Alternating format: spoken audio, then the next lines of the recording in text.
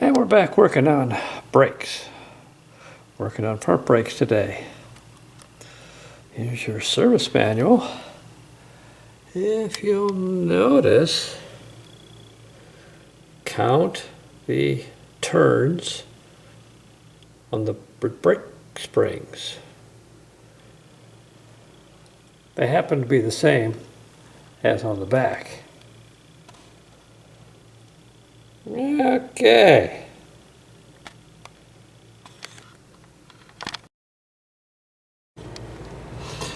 Look at the brake springs that they have on the front. They don't have the right coil count, and they are stretched. You see how even with no load, they don't go back together? Somebody put the wrong brake springs on here, and these are no good anyway. So in the meantime, we are cleaning up the front wheel bearings. Got looking at the grease that was in the front hubs. It was old and stiff, so remove the grease from both hubs, put in new grease, and have repacked wheel bearings.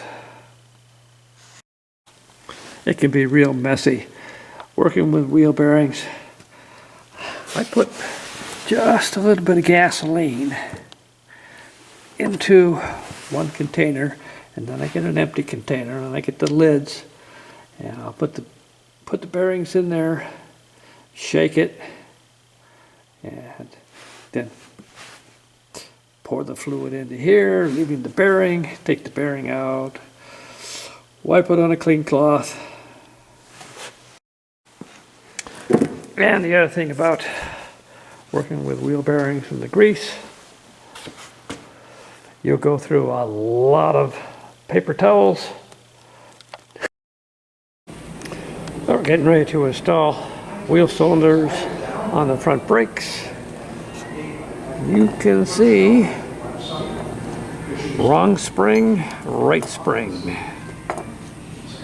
When you assemble the backing plate, you got to make sure that the wheel cylinder that's going to catch the feed line is up on top, otherwise you'll have it backwards. So here's your new weather seals, and we'll get cracking. New wheel cylinders installed, the hose, the line connected. We will put the backing plate on now.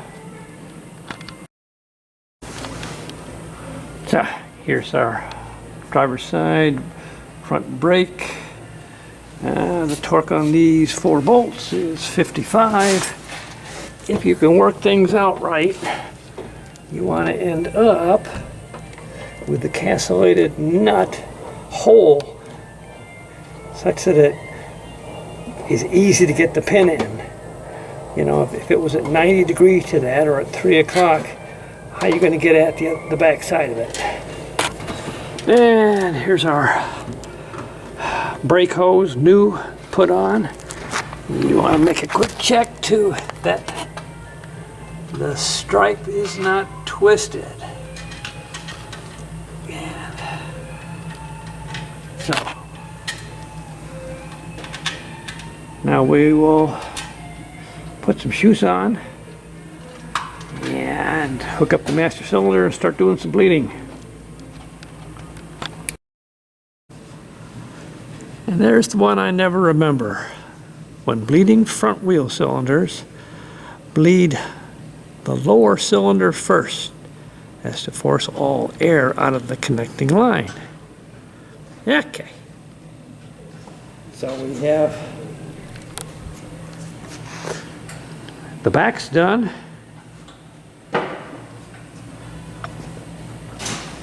We have this line capped off because we're still waiting for the line that comes from the junction block over.